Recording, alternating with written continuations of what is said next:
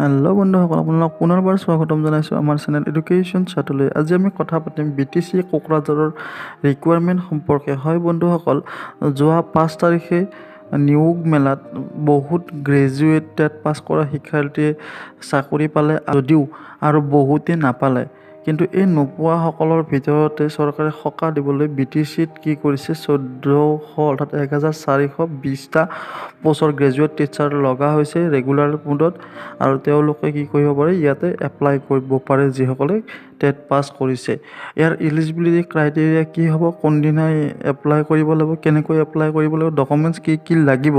আদি সকলো সম্পৰ্কে আমি কি কৰিম, ভালদৰে আপোনালোকক বুজাই দিম। গতিকে ভিডিঅ'টো আপোনালোকে শেষলৈ চাই থাকক। যদি ভিডিঅ'টো ভাল লাগে লাইক কৰিব, শ্বেয়াৰ কৰিব আৰু চেনেলটোত নতুন যদি ছাবস্ক্ৰাইব কৰিবলৈ নাপাহৰিব। গতিকে আহকচোন বন্ধুসকল, আমি ন'টিফিকেশ্যনটো আৰম্ভ কৰোঁ। BTC Kokrajhar recruitment 2021 1420 graduate teacher vacancy. হয় বন্ধুসকল, order of the director of education BTC Kokrajhar. Last date হ'ব 13/2/2021। Director of Education Bodoland Territorial Council Kokrajhar has released notification for the requirement of 1420 graduate teacher arts, science, Hindi, Arabic, Sanskrit vacancy in provincialized high school and higher secondary school in BTC area. Interest and eligible candidate may apply. গতিকে এইখিনি কথা আপোনালোকে বুজি পাইছে। BTC কোকৰাঝাৰৰ ৰিকুৱাৰমেণ্টটো কিমান আছে সেইটোতো আপুনি গম পালে। এতিয়া ক'ত কিমান আছে, গ্ৰেজুৱেট টিচাৰৰ পোষ্ট আছে 796টা, গ্ৰেজুৱেট টিচাৰ ছায়েন্সৰ কাৰণে আছে 227টা, আৰু টিচাৰ হিন্দী টিচাৰ 340টা, সংস্কৃত টিচাৰৰ 45টা, আৰু এৰাবিক টিচাৰৰ পোষ্ট আছে 12টা। Eligibility criteria of BTC Kokrajhar requirement. আমি এলিজিবিলিটি ক্ৰাইটেৰিয়া সম্পৰ্কে আপোনালোকক কওঁ যে candidate must not be less than 18 years or age and not more than 40 years age, are reserved category 42 years of ex-servicemen, 43 years for OBC, MOBC, and 45 years SC, ST, and 50 years for person with disability as on the 1st January 2021, অৰ্থাৎ 1st January 2021 আগত মানে ইমানখিনি হ'ব লাগিব। অৰ্থাৎ তেওঁলোকে কি হ'ল 18 বছৰৰ তলত হ'ব নোৱাৰিব আৰু 40 বছৰৰ ওপৰত হ'ব নোৱাৰিব। আৰু এজ ৰিলেক্সেশ্যন যিটো সেইটো ৰিলেক্সেশ্যন নিয়ম অনুযায়ী পোৱা যাব। এডুকেশ্যনেল এণ্ড প্ৰফেশ্যনেল কোৱালিফিকেশ্যন কি কি লাগিব সেইটো আপোনালোকে চাই লওক ভালকৈ, যিহেতু এপ্লাই কৰিব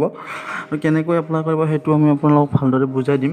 চ' এপ্লাই কৰিব গ্ৰেজুৱেট টিচাৰ আৰ্টছৰ কাৰণে তেওঁলোকে graduate or postgraduate from recognized university in subject with at least 50% mark in either post graduation or its equivalent, one bachelor degree of education from National Council for Teacher Education recognized institution, but degree obtained from off-campus and distance education institute should not be considered a valid. অৰ্থাৎ আপোনালোকে এইটো বুজি পাইছে যে graduate teacher বা post টিচাৰৰ কাৰণে কি ক'ব, 50% মাৰ্ক লাগিব গ্ৰেজুৱেশ্যন বা পষ্ট গ্ৰেজুৱেশ্যন, আৰু তেওঁক কি কম্পালচৰি হিচাপে BEd লাগিব, আৰু BEdটো হ'ব লাগিব NCTE নৰ্মছ থকা স্কুল বা ইনষ্টিটিউশ্যনৰ পৰা। আৰু যিবিলাকে অফ কেম্পাছৰ পৰা কৰিছে, অৰ্থাৎ ৰেগুলাৰ মোডৰ পৰা কৰা নাই, MA BA, তেওঁলোকে ইয়াতে কি কৰিব এপ্লাই কৰিব নোৱাৰে। গ্ৰেজুৱেট টিচাৰ আৰু ছায়েন্স ছেইম হ'ব,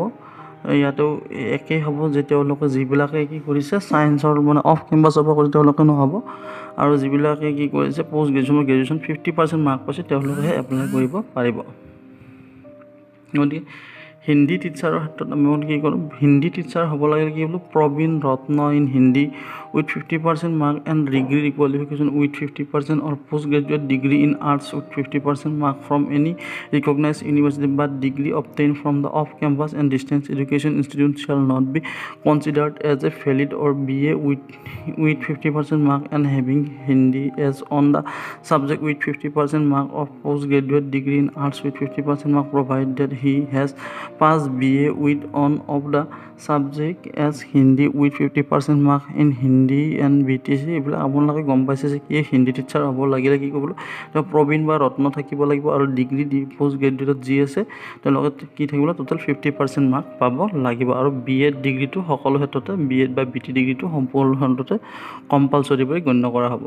আৰু অফ কেম্পাছৰ পৰা কোনো এইটো কৰিব নোৱাৰিব। ঠিক তেনেদৰে ক্লাছিকেল টিচাৰৰ ক্ষেত্ৰত বা সংস্কৃত বা আৰবী টিচাৰৰ ক্ষেত্ৰতো সেই একেই নিয়ম থাকিব।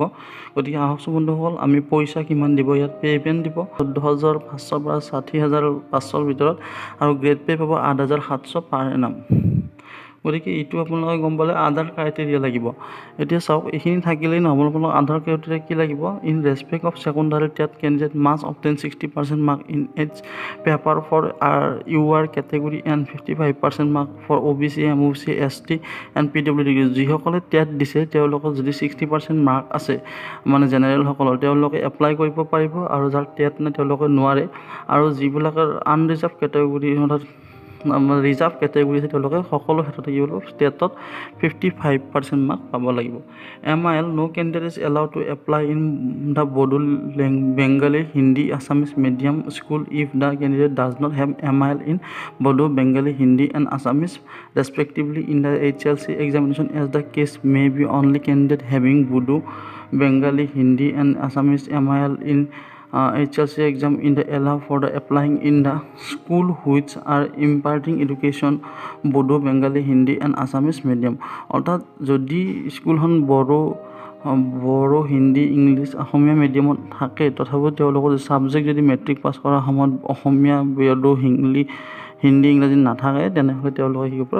MIL ছাবজেক্টৰ কাৰণে এপ্লাই কৰিব নোৱাৰিব হাউ টু এপ্লাই চোৱা এপ্লাই কেনেকৈ কৰিব application in standard from the with biodata and attested copy of all certificate and mark sheet of educational qualification from HSLC onward the professional qualification must be submitted to the office of the director of education BTC Kokrajhar অৰ্থাৎ তেওঁলোকে কি এইটো online capacity নহয় মানে online form submit কৰিব নোৱাৰিব আপোনাক অফলাইনত কি কৰিব লাগিব হয়তো পোষ্টৰ যোগেদি বাই পোষ্ট আপুনি ডাইৰেক্টৰ অফ এডুকেশ্যন BTC কোকৰাঝাৰত পঠাই দিব পাৰে নাইতো আপোনালোকে কি কৰিব পাৰে নিজে গৈ তাত জমা দি আহিব পাৰে লাষ্ট ডেট অফ সাবমিশনটো হ'ব 13/2/2021 অৰ্থাৎ এইটো মাহতে আপোনালোকে মানে আপোনালোকৰ হাতত আৰু 7 দিন সময় আছে আপোনালোকে এইটো জমা দিব লাগিব তাৰপৰা ইয়াতে আপোনালোকৰ এডভাৰটাইজমেণ্ট লিংক আছে আমি লিংকটো আপোনালোকক মই বাৰু ইয়াৰ যিটো লিংক এডভাৰটাইজমেণ্ট লিংক সেইটো আমি তলত দি দিম আপোনালোকে চাই ল'ব যদি ভিডিঅ'টো ভাল লাগিছে লাইক কৰিব চেনেলটো ছাবস্ক্ৰাইব কৰিব আৰু সমনীয়াৰ সৈতে শ্বেয়াৰ কৰিবলৈ নাপাহৰিব